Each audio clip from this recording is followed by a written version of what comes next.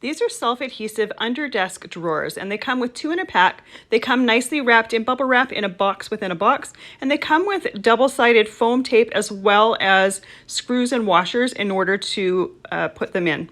Now, there is a stop that stops that drawer from sliding all the way out. You do have to gently open the white part of the drawer or widen it while pushing the drawer out in order to move it past those stops.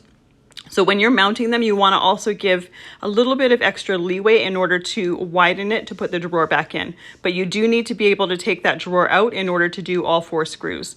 You have the option of just using the foam tape or using the foam tape with the screws. I chose to do both because I thought the foam tape would work perfectly for holding everything in place while I was screwing in those screws and washers. It took a little bit for my screws to get a hold of the wood that I'm screwing it into, but it is very easy assembly. Those screws and washers go nicely up against that plastic, so they're not infringing on the movement of the drawer once it gets put in.